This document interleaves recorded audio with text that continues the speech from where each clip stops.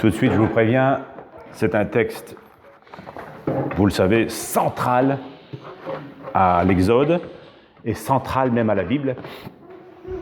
Donc, parler de ce texte pendant une demi-heure, c'est ridicule.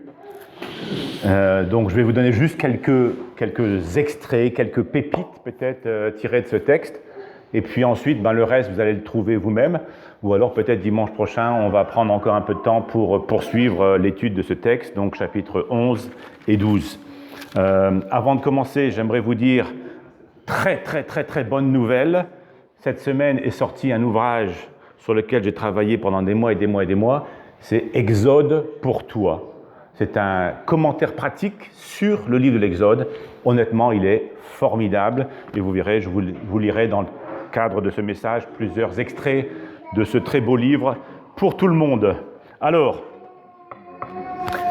on a déjà fait une bonne introduction à ce texte de chapitres 11 et 12. J'aimerais rajouter quelques éléments, surtout pour ceux qui ne sont pas comme nous plongés dans cette histoire depuis des dimanches et des dimanches. Je vous rappelle, vous le savez, ça fait 430 années que les enfants et les petits-enfants de Jacob sont coincés en Égypte. Ils sont partis là-bas chercher à manger. Il y avait de la famine dans le pays promis d'Israël. Et ils sont partis en Égypte pour trouver cette nourriture. Ils l'ont trouvée avec Joseph comme chef sur l'Égypte. Mais Joseph est mort et puis ses descendants, petit à petit, sont devenus les esclaves des Égyptiens. Après ces 430 ans, Dieu va chercher Moïse dans le désert. Il le ramène pour venir parler à Pharaon. Et il va dire à Pharaon quoi ? Laisse partir mon peuple. Le Pharaon répond 9 fois, on vient de le voir, 9 fois quoi ? Niet. Non, pas question. Ils sont mes esclaves, ils travaillent pour moi, il n'est pas question qu'ils quittent l'Égypte. Et alors dans le chapitre 11 et 12, il y a une dernière plaie qui va s'abattre sur le pays de l'Égypte. Alors, on l'a aussi dit il y a plusieurs dimanches de ça, dans cette histoire du peuple d'Israël, dans l'Exode en particulier, c'est beaucoup plus qu'une histoire. Tous ces éléments, tous ces événements sont... Voilà, vous la voyez ? Vous vous rappelez de Philippe ? Il a dit, tous ces événements, c'est ça, c'est des ombres. La réalité, elle est là. Donc quand vous regardez cette histoire de l'Exode, vous direz, oh, c'est une belle histoire, une histoire intéressante. Et aujourd'hui, l'histoire est particulièrement intéressante. Mais toujours, ce que vous devez faire en tant que chrétien, c'est dire, oui, mais ça correspond à quoi dans la réalité ? Et ce qu'on va essayer de faire aujourd'hui, à quoi ces événements correspondent-ils ? On parlait de typologie. Il y a plein de choses dans l'Exode, mais qu'est-ce qu'il y a derrière ça ? Et alors, bien sûr, à travers tout l'Exode, il y a un fil rouge très clairement tracé, c'est la vie chrétienne. Voilà comment nous devons avancer, qu'est-ce que nous devons découvrir par rapport à notre relation à Dieu, c'est dans l'Exode. Alors, qu'est-ce qu'on va apprendre aujourd'hui par rapport à notre relation à Dieu, notre vie chrétienne ? Quelles sont ces réalités derrière les ombres qu'on va découvrir ? J'ai 4 points pour vous aujourd'hui. Le premier est lié à la foi. Alors, dans le chapitre 11 que j'ai lu tout à l'heure, très court, le chapitre 11 est une sorte d'introduction à ce qui va se passer. On redit voilà, les ordres de Dieu, on redit ce qui se passe et puis ce qui va se passer avant que ça se passe. Et à la fin de ce chapitre 11, comme je l'ai souligné tout à l'heure, il y a un profond sentiment d'échec. La phrase qui est très forte et qui est gênante, on ne sait pas vraiment pourquoi, mais on peut le deviner. Verset 8, « Moïse sortit de chez le Pharaon dans une ardente colère. » Aujourd'hui, on dirait peut-être « Moïse sortit très en pétard. » Vraiment, là, il en a marre, il a claqué la porte, peut-être, je ne sais pas, très en colère. Qu'est-ce qui s'est passé ? On devine qu'il y a eu encore une fois un niet, encore une fois, Pharaon dit « J'en ai rien à faire ». Donc ça ne fait que perdurer. Donc le sentiment, c'est un sentiment d'échec. Encore une fois, Pharaon dit niet. Encore une fois, en fait, c'est comme si Moïse est en échec, mais Dieu aussi est en échec quelque part. Ça ne marche pas. Ça fait déjà 10 fois que Dieu dit « je vais intervenir ». Et pour l'instant, la situation des Israélites n'a pas changé. c'est le statu quo, et même pire que le statu quo, puisque vous le savez, dès la première ou la deuxième manifestation de Dieu, eh ben, les choses sont devenues pires, ils ont dû aller chercher leur propre paille, tout ça. Donc rien n'a changé pour le peuple. Échec total. Ils sont esclaves depuis 430 ans, et ça s'empire, et rien ne semble changer. Et alors, au début du chapitre 12, comme on l'a vu, Moïse appelle tous les anciens d'Israël. Verset 21, il dit « Allez prendre une pièce de bétail pour vos familles et sacrifier l'agneau pascal. » Une nouvelle instruction, ils n'ont jamais fait ça avant. Vous prendrez ensuite un bouquet de branches d'hysope, c'était une sorte d'herbe qu'on pouvait facilement mettre en bouquet. Vous le tremperez dans le bassin où vous avez récupéré le sang de l'animal et vous en mettrez sur les linteaux de vos portes. Jamais fait ça avant. Pourquoi suivre ces instructions? Qu'est-ce que ça va changer? C'est la 10e fois que Dieu agit, fait quelque chose d'assez impressionnant, et ça ne change rien du tout. Pourquoi les Israélites ont agi sur la base de cette instruction? Parce que déjà 9 fois Dieu avait fait quelque chose, il avait promis qu'il allait le faire, il l'a accompli, il a gardé sa promesse, ça n'a pas fonctionné, ça n'a pas eu les résultats escomptés par rapport au peuple, mais il a refait une 2e fois quelque chose d'extraordinaire, il a promis qu'il le ferait, il l'a fait, une 3e fois, donc la parole de Dieu tient toujours la route. Il a annoncé, il a promis, ça s'est réalisé. C'est vrai que dans la réalité, ils sont encore esclaves. Leur situation n'a pas changé. Mais ils prennent au mot cette nouvelle instruction. Vous allez tuer maintenant un mouton. Ok, on va tuer un mouton. Et vous allez prendre du sang et le mettre sur les linteaux. Ok, c'est nouveau ça? Bon, d'accord, on va le faire. C'était un acte d'obéissance. Et ça, c'est vraiment important. C'était un acte d'obéissance. Et l'obéissance est centrale à toute l'histoire de la Bible. Et en particulier dans l'Ancien Testament, ici dans l'Exode, l'obéissance aux ordres de Dieu. Alors, dans ce cadre ici, l'obéissance, c'était quoi? C'était de tuer ce mouton, de prendre le sang, de le mettre sur les linteaux, donc sur le bois autour de la porte, et ensuite, il y avait toute une série d'instructions, comment cuire ce mouton, comment le préparer, comment le manger, avec quoi l'accompagner, dans quelle tenue, dans quelle position le manger, c'était très précis, hein, toute une série d'instructions par rapport à ce repas qui s'appellerait désormais le repas de la Pâque. C'est là qu'a été démarré ce repas de la Pâque. Alors, je m'arrête une seconde sur le mot Pâque, parce que dans nos têtes, on a la confusion, on parle le repas de la Pâque, c'est le repas de la résurrection, le repas des lapins et des œufs, c'est ça? Non, c'est pas ça du tout. Le repas de la Pâque, on a utilisé le mot Pâque simplement pour traduire le mot Pessa en hébreu. Et le mot Pessa, qui se retrouve à plusieurs reprises dans le texte, veut simplement dire, tout à l'heure dans ma lecture je l'ai souligné, ça veut dire passage. Pessa, c'est passage, ou passer au-dessus. Donc, quand on dit le repas de la Pâque, c'est le repas, on pourrait traduire le repas du passage, ou du passage au-dessus. Dans les Bibles anglaises, partout, ils disent qu'il n'y a pas le mot Pâque, c'est le mot Passover, passer au-dessus. Donc, le repas de Passover. Donc, c'est très simple. Hein? Donc, chaque fois qu'on dit le repas de la Pâque, c'est ça. On pourrait traduire le repas du passage. Voilà, c'est le repas du passage.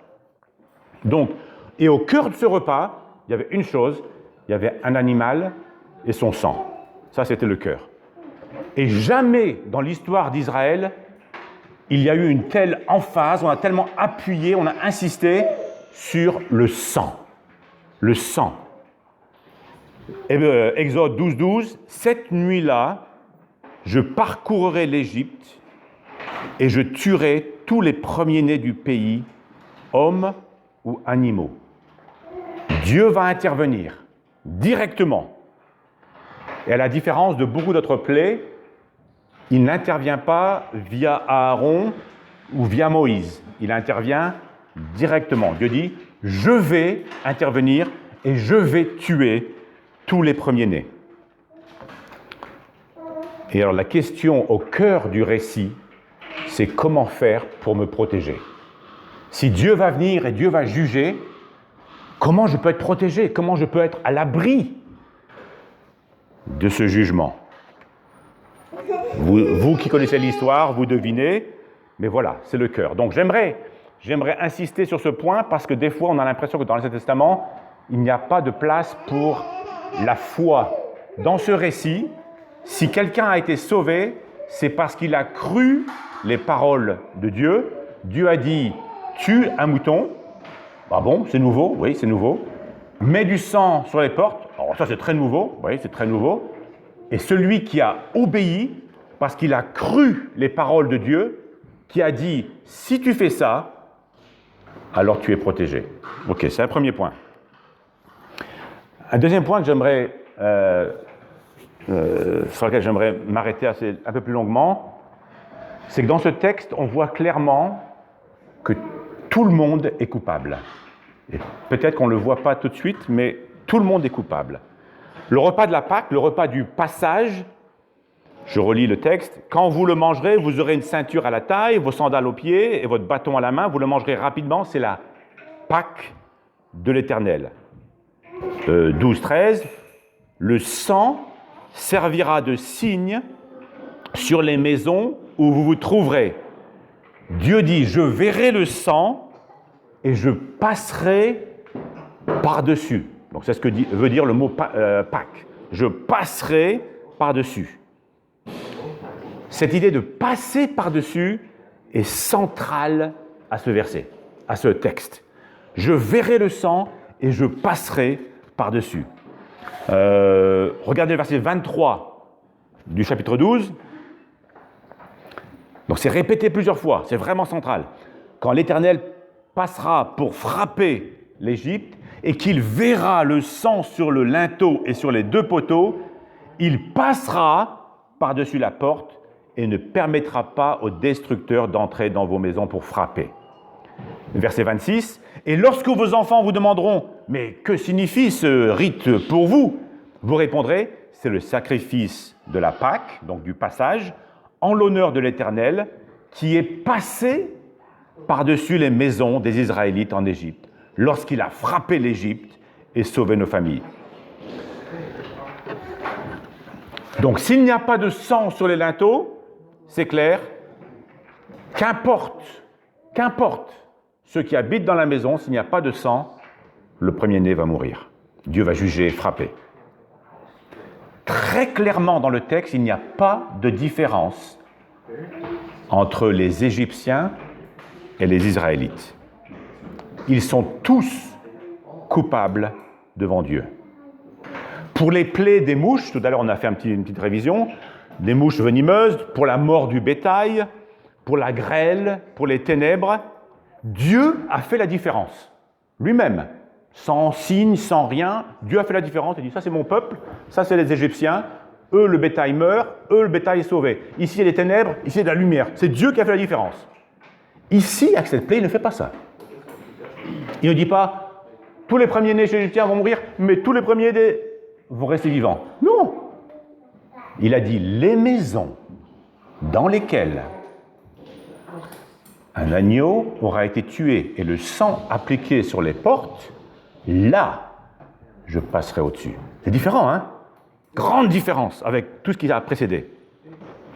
Tout le monde est potentiellement sous le jugement de Dieu. Tous les premiers-nés vont mourir, sauf.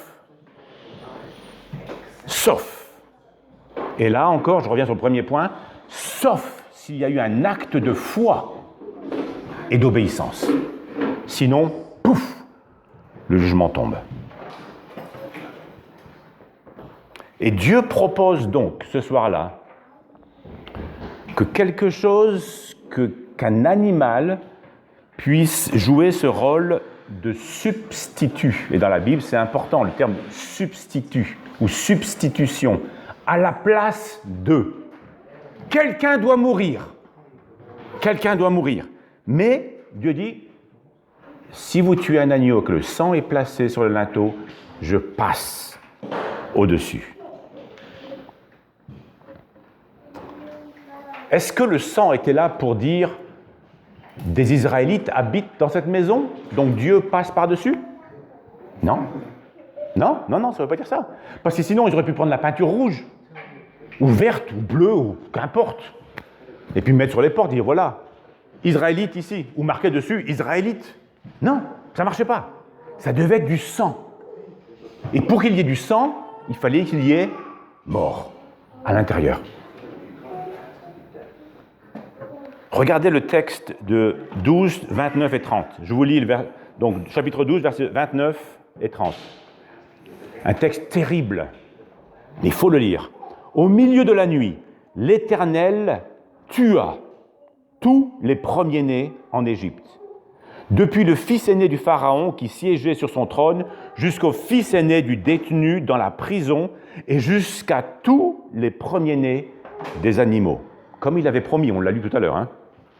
Le Pharaon, verset 30, se leva en pleine nuit, ainsi que tous ses serviteurs et tous les Égyptiens. Il y eut de grands cris en Égypte. Imaginez la douleur de tous ces mamans, de tous ces papas qui ont perdu leur premier-né. Il y eut de grands cris en Égypte.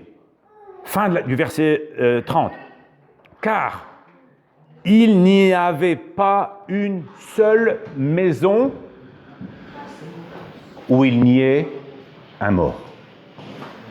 Pas une seule maison. Et là vous dites, mais non, c'est pas vrai. C'est pas vrai. Il y avait plein de maisons où il n'y avait pas de mort. Non. Dieu dit, il n'y avait pas une seule maison.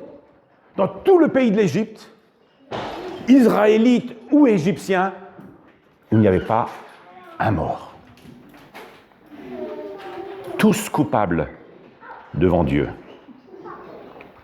Un mort chez les Égyptiens, un mort chez les Israélites. Dans toutes les maisons égyptiennes qui n'avaient pas mis de sang sur les linteaux, le premier-né était mort. Dans toutes les maisons qui avaient mis du sang, égyptien ou israélite, il y avait aussi un mort. C'était un agneau ou un chevreau. Mais il y avait aussi un mort.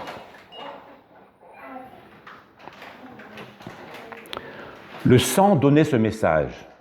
Ce n'était pas le message « Nous sommes ici Israélites, donc ne nous touchez pas ». Le message, c'était « Quelqu'un est déjà mort ici, donc passe par-dessus ». Et ça, c'est le message de l'Évangile. C'est extraordinaire, hein. On va voir, mais on a lu le texte de Jésus qui mourait sur la croix. Quelqu'un est déjà mort ici, donc la mort ne va pas frapper deux fois. On a parlé de ça il n'y a pas trop longtemps. Si vous étiez dans un feu de forêt, au cœur de la forêt, je ne vous le souhaite pas, je ne le souhaite pas, mais qu'il y a un incendie de forêt, il n'y a qu'un seul endroit en sécurité. C'est où? Là où le feu est passé. Là où le feu a déjà brûlé. Trouvez un endroit comme ça. Et là, vous êtes en sécurité. Par rapport au jugement de Dieu, il y a un seul endroit où nous pouvons être en sécurité. C'est là où le feu est passé, là où la mort est tombée. Et c'est pour ça qu'on dit, à la croix de Jésus, vous êtes en sécurité. Si vous êtes en Jésus, il est mort, vous n'avez pas besoin de mourir, vous.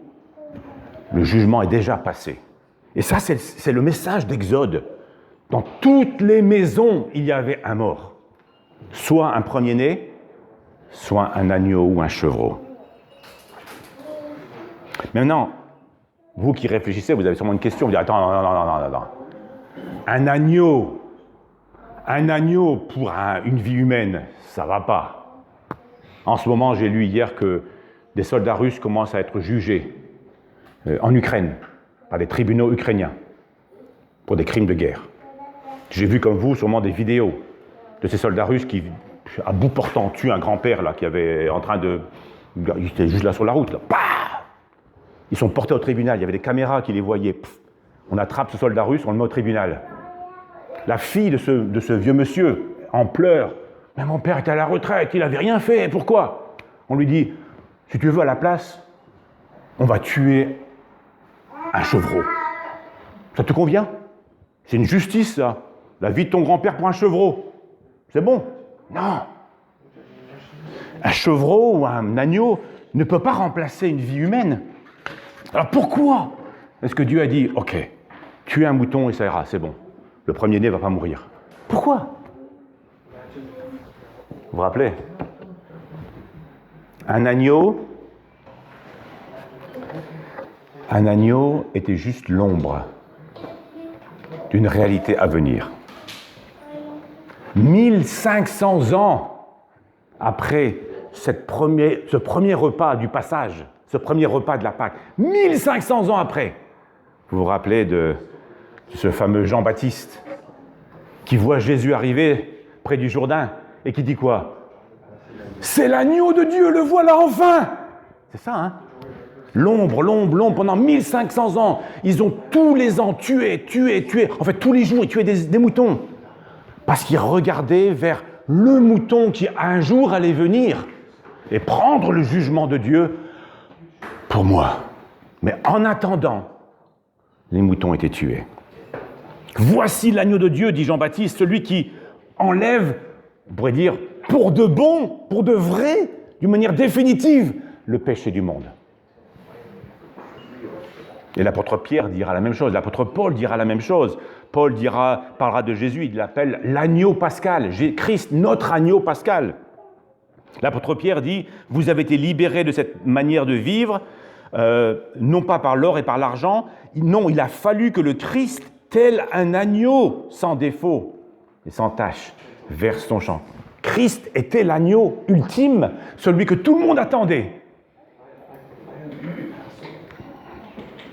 Dans le texte qu'on a lu dans Matthieu 27, verset 50, il est dit qu'à 3 heures l'après-midi, Jésus est là, pendu sur le bois de la croix.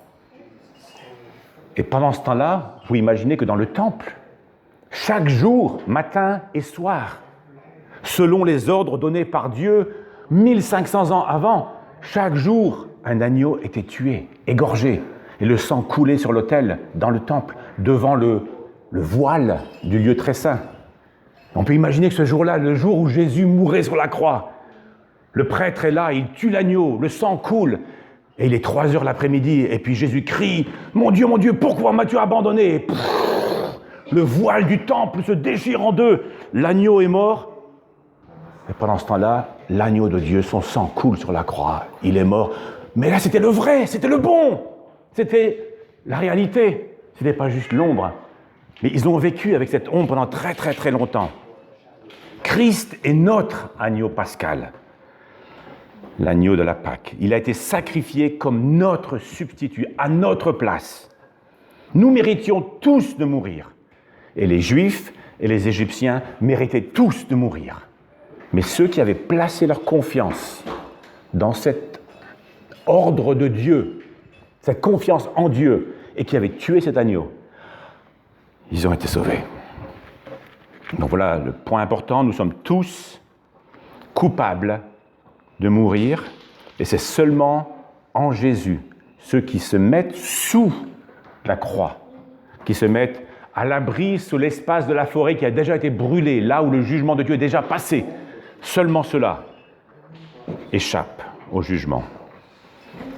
Si on est tous coupables, j'aimerais ajouter un point supplémentaire. Dans ce récit, on voit qu'on est tous des esclaves. Tous des esclaves. Exode 11.1 dit « L'Éternel dit à Moïse, je vais faire venir encore un fléau sur l'Égypte. Après, il vous laissera partir. » Et nous, avec notre mentalité du XXIe siècle, on ajoute dans notre tête « Vous serez libres, enfin libres. » Et l'histoire de l'Exode a été exploitée de plein de différentes façons. Les grandes sorties cinématographiques avec l'Exode, avec les mouvements de libération aux USA, c'était toujours sur la même thématique, la liberté. L'Exode, c'est retrouver la liberté. Dans le livre de l'Exode, le terme liberté n'est pas utilisé. Quand j'ai découvert ça, je me suis dit, c'est pas possible ça. Ils m'ont eu. Tous les films que j'ai vus parlent de l'Exode comme étant retrouver la liberté. Non. Le seul endroit dans l'Exode, il y a juste un tout petit passage qui parle de liberté, c'est quand les lois sont données à la fin de l'Exode. Si ça, alors tu laisseras ton esclave partir libre. C'est tout. Mais par rapport à l'événement de l'Exode, de la sortie d'Égypte, à aucun moment, ni Moïse, ni Dieu ne parlent de retrouver la liberté. À aucun moment. De quoi s'agit-il alors? Qu'est-ce que dit Dieu à Moïse qui va partir voir Pharaon? Laisse partir mon peuple afin qu'il soit libre? Vous connaissez, qu'est-ce qu'il dit? Qu'est-ce qu'il dit Moïse? Qu'est-ce que Dieu dit à Moïse de dire à Pharaon? Oui. Il faut se rappeler de ça. Hein.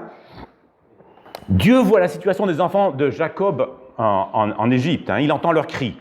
Donc, Exode 2, on l'a étudié, on l'a déjà vu, les Israélites gémissaient du fond de l'esclavage, ils poussaient des cris, leurs appels montèrent du fond de l'esclavage. Dans d'autres traductions, ils ployaient sous la servitude, voilà c'est le terme, sous la servitude, et ils criaient vers Dieu. Dieu entend leurs gémissements et il se souvient de son alliance. Alors, Dieu interpelle Moïse, il l'envoie vers Moïse, vers Pharaon, et il lui dit « Dis à Pharaon, tu annonceras au Pharaon, voici ce que dit l'Éternel, Israël est mon fils aîné, je t'ordonne de laisser partir mon fils afin qu'il me serve. » C'est pas ce qu'on a en tête. Afin qu'il retrouve ou recouvre sa liberté? Non. Laisse partir mon fils, mon peuple, afin qu'il me serve.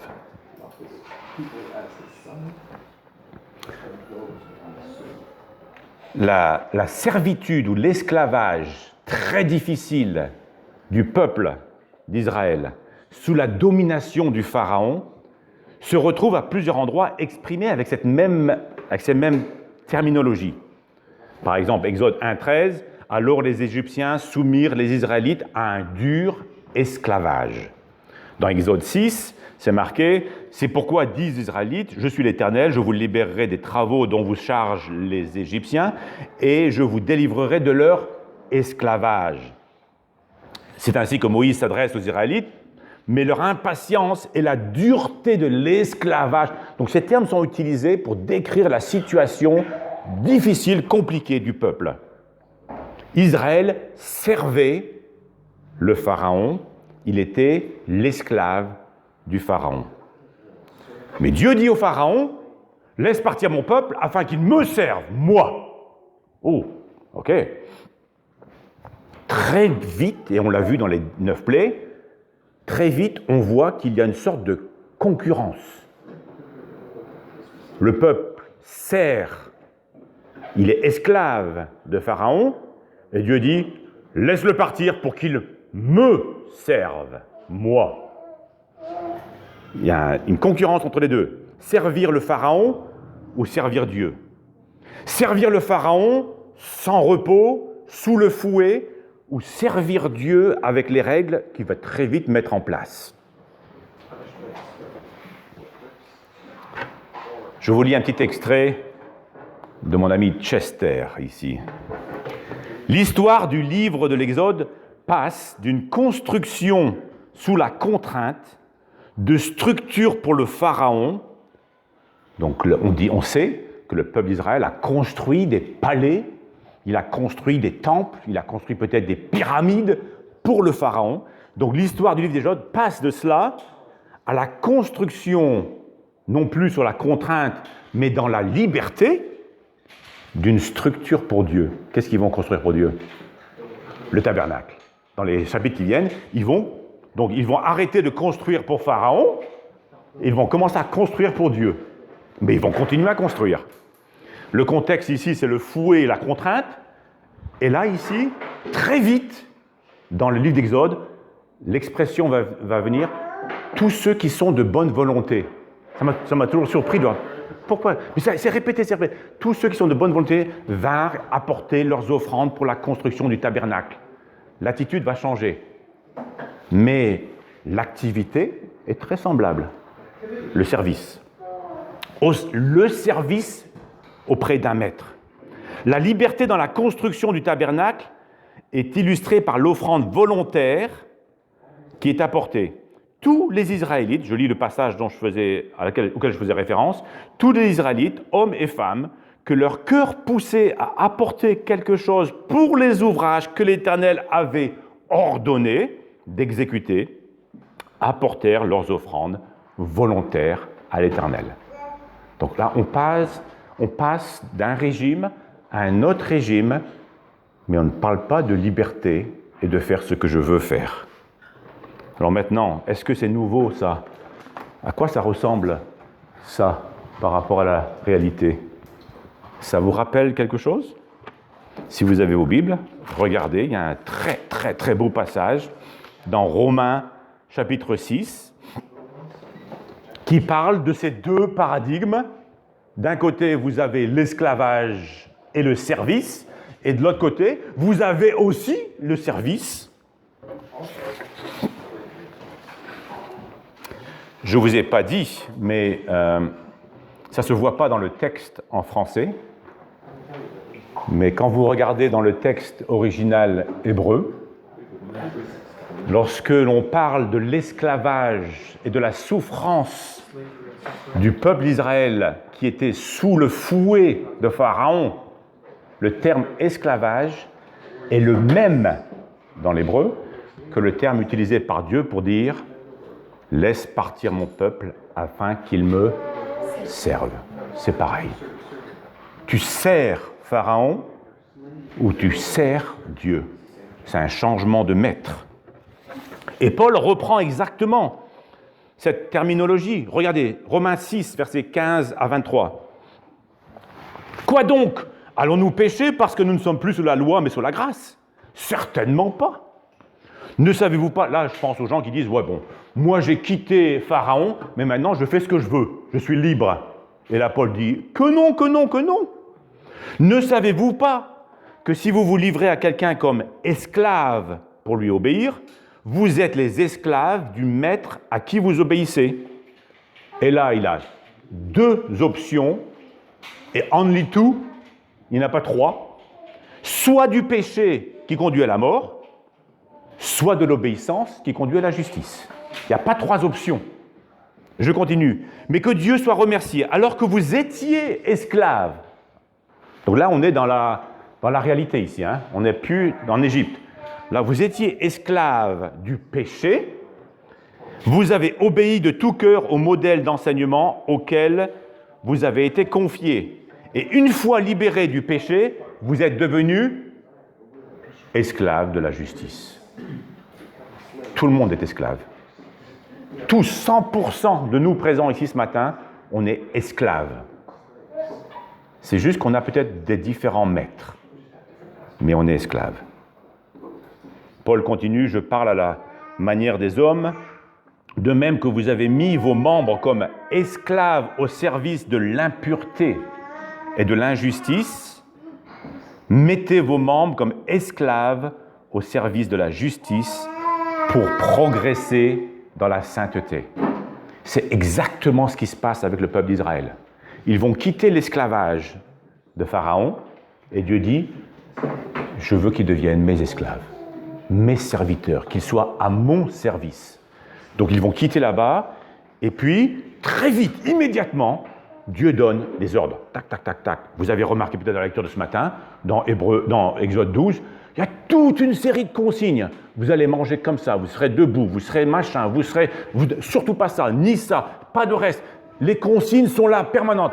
Je peux presque entendre les Israélites dire « Oh punaise, il y avait des ordres avec Pharaon et ses acolytes, puis maintenant Dieu nous donne plein d'ordres encore. » Ouais. Dieu va les prendre dans le désert, ils vont passer des jours et des jours au pied du mont Sinaï, pour faire quoi? Recevoir les ordres de Dieu. Dieu dit, maintenant c'est moi votre maître. Vous aviez avant Pharaon comme maître, maintenant c'est moi Dieu votre maître. Et je crois que c'est important qu'on se mette ça bien présent en tête. Si vous êtes devenu chrétien, vous n'êtes pas libre de faire ce que vous voulez. Oui, vous êtes libre, comme dit Paul, de ne plus pécher. Mais vous n'êtes pas libre de faire ce que vous voulez. Hein, vous êtes devenus des esclaves de Dieu, comme dit Paul, des esclaves de la justice, des esclaves du bien.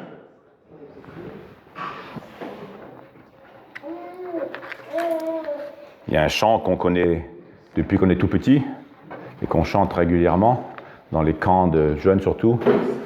On ne peut servir de maître sans que l'un d'eux soit... Vous connaissez ce chant-là, hein?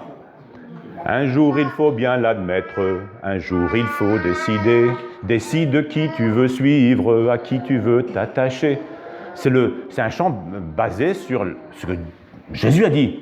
Tu ne peux pas servir de maître. Et moi j'ai toujours pensé, ah ouais, tu ne peux pas servir de maître. Mais peut-être qu'il y a un troisième. Ah non, quand Jésus dit, tu ne peux pas servir de maître, en fait il disait, tu ne peux pas servir Dieu et l'argent, en fait ce qu'il a dit c'est, tu ne peux pas non plus ni servir l'un ni l'autre. Il n'y a pas de troisième option. Tu dois toujours servir un maître. Et soit que ton maître, c'est Pharaon, et la réalité, c'est le diable, soit que ton maître, c'est Dieu, et c'est lui qui te dicte tes ordres et comment marcher. Tu ne peux pas être à cheval des deux côtés. Comme Jésus dit, tu ne peux pas en même temps servir Pharaon et en même temps servir Dieu, en même temps servir le diable. Tu ne peux pas. Tu dois être soit l'un, soit l'autre. Mais tu as un maître. Tu as toujours un maître. Alors voilà, c'était le point numéro 2 qui est très important pour nous. Aujourd'hui, on est tous des esclaves. Alors ma question, c'est est-ce que tu es un esclave de Dieu et tu suis ses ordres et tu prends plaisir à amener ces offrandes volontaires, ou est-ce que tu es encore esclave du mal? Tu es sur le diable est en train de te donner des coups de fouet, vas-y, continue à marcher comme ça, continue à faire mes briques, continue à... Ou est-ce que tu es passé de l'autre côté et tu as eu foi en Dieu, tu as tué ce mouton pour pouvoir entrer dans cette nouvelle phase de vie? Alors bon, on va l'étudier dans quelques semaines. Vous savez aussi que malheureusement, très vite, en quelques jours dans l'histoire, il y aura des gens qui vont être avec le maître Dieu et qui vont suivre Dieu, qui vont dire finalement, le maître là-bas, Pharaon, il n'était pas si méchant que ça.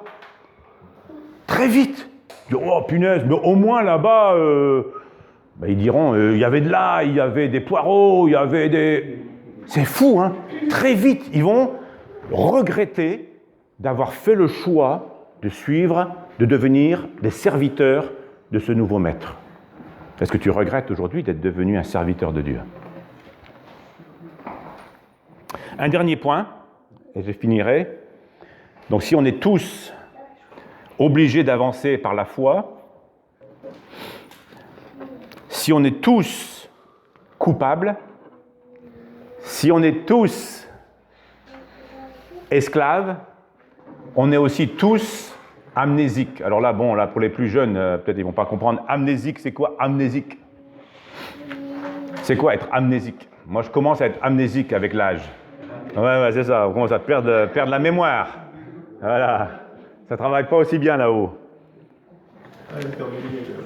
Alors, vous avez sûrement remarqué dans le texte qu'on a lu que Dieu dit « Vous devrez vous rappeler, vous souvenir à perpétuité de ce qui se passe ici en ce moment. »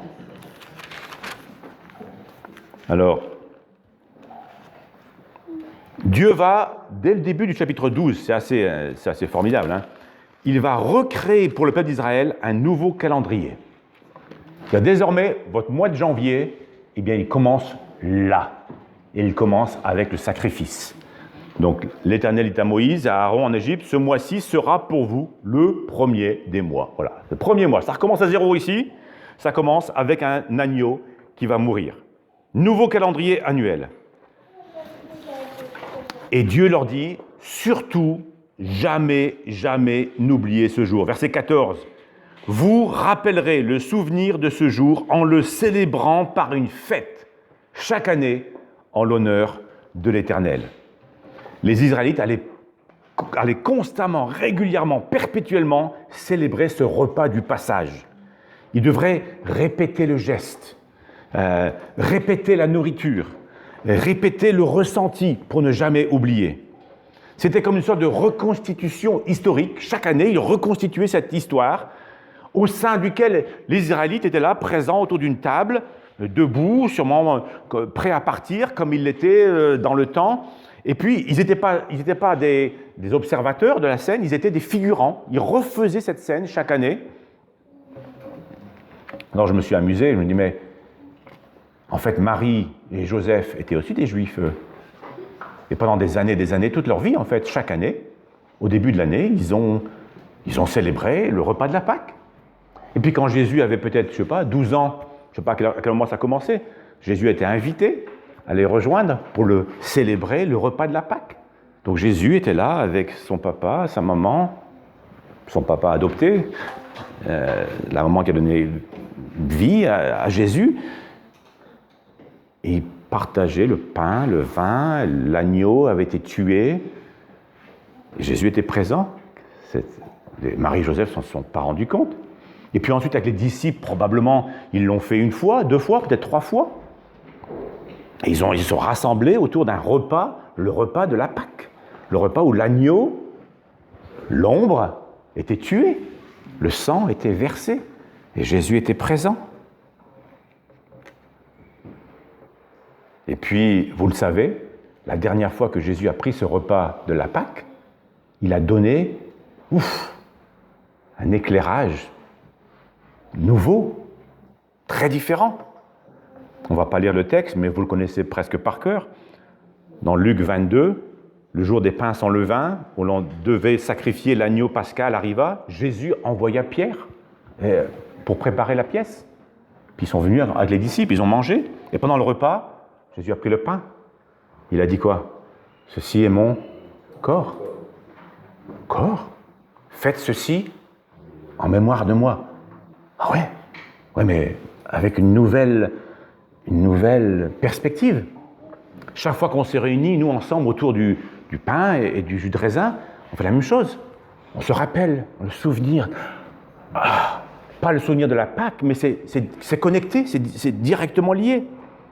Pendant 1500 ans, le repas de la Pâque pointait vers quelque chose, et Jésus dit, ceci est mon corps. En fait, tout à l'heure, je vais donner ma vie pour vous. Je suis l'agneau de Dieu, celui que vous attendez depuis 1500 ans. Il était la réalisation de ce qui avait commencé ici, dans Exode 11 et 12. Le repas de la Pâque a forgé, il a construit l'identité du peuple d'Israël. Et quelque part, on peut dire aussi que le repas du Seigneur, la Sainte Seine qu'on partage, forge aussi notre identité autour de la mort de Jésus. C'est important, très important. Et c'est aussi un souvenir constant de ce qui s'est passé pour nous. Imaginez un instant, du temps, je ne sais pas moi, des Romains, 1er siècle, il y avait des esclaves en ce temps-là. Un esclave, Julius, un très très mauvais maître, il est méchant, il est dur, il est colérique, il le bat, il lui donne les tâches les plus sales à faire. Julius, il n'a pas le choix, il est esclave, il le fait année après année après année. Et un jour, un maître, bon, gentil, prend pitié pour Julius. Il a pitié de lui. Et il va voir son maître. Et il discute avec lui, c'est un peu dur, parce que vraiment, c'est un sale maître. Et il lui dit, je te rachète ton esclave. Allez, vas-y, je m'en fous, de toute façon, c'est une crasse. Prends-le. Tiens, donne-moi le fric, puis voilà. Donc Julius devient l'esclave du bon maître. Et quelques mois plus tard, Julius est avec son patron, nouveau chef, au marché. Il porte les sacs. Et il voit son ancien maître là-bas. Et l'ancien maître le voit aussi. Et l'ancien maître lui crie, « Hé, Jésus, viens ici !» Pris de panique. « Qu'est-ce que je fais? Est-ce que je dois y aller ?» Puis il regarde son nouveau maître. Le nouveau maître dit, « Non. Le repas du Seigneur qu'on prend chaque dimanche, c'est un rappel. quand le diable nous interpelle, il dit « Hé Jésus, viens ici !» Tu regardes Jésus, tu dis « Je fais quoi ?» Il dit « Non, c'est plus ton maître. Tu as quitté Pharaon. Si Pharaon vient de crier, dit « Fais-moi des briques !» Je suis plus ton maître. T'es plus mon maître. C'est ça. C'est ça ce qui se passe lorsque vous venez à Jésus et vous changez de maître. Vous n'êtes plus obligé d'écouter l'ancien maître. Vous n'êtes plus obligé d'obéir à ses ordres. Vas-y, fais ça. Embête ton frère. Crie sur lui. Réponds mal. Non, t'es pas obligé. Non, je n'ai pas besoin de faire ça. Je suis libre. Non, pas libre. Libre de faire le bien. Libre de la justice. Libre de suivre le nouveau maître. Et ça, c'est le côté formidable du repas de la Pâque. C'est un souvenir de ce que Dieu a fait pour nous. Il nous a libérés de l'esclavage du péché. On est obligé d'obéir à Pharaon, obligé d'obéir au mal, obligé d'obéir à Satan. Là, non. On est libre de servir le bien. En fait, le repas du Seigneur nous sert d'aide-mémoire, nous rappelle la vérité et nous pouvons suivre Dieu de tout cœur. Alors voilà, en 3 mots, en 4 mots, vous devez avancer comme les Israélites par la foi, croire ce que Dieu dit et agir, obéir. Vous devez vous rendre compte, comme les Israélites, qu'on est tous coupables, tous, Égyptiens, Israélites, Américains, Français, Ukrainiens, tous coupables, tous ont la même sentence de mort. Et c'est seulement lorsque nous sommes à l'abri de ce que Jésus a fait pour nous que nous ne serons pas jugés. Tous coupables, mais nous voulons accepter que le sacrifice de Jésus puisse nous couvrir et que nos péchés soient pardonnés grâce à sa mort. J'aimerais prier. Seigneur, merci pour ce texte, ce beau texte d'Exode. Merci pour ta parole. Seigneur, je te prie que tu nous aides à nous approprier ces vérités. Merci que je suis coupable, mais grâce à Jésus, mes péchés sont pardonnés. Je suis coupable, mais je n'ai plus à être esclave du péché. Je n'ai plus à obéir à mon ancien maître lorsqu'il m'appelle, lorsqu'il m'interpelle. Et je peux me tourner vers toi, mon nouveau maître, pour être sûr de suivre le bien, faire le bien, être esclave de la justice. Seigneur, aide-nous à nous souvenir de cela, à ne pas être amnésiques, à nous souvenir de ces vérités et de marcher dans la sainteté. Nous te prions. Amen.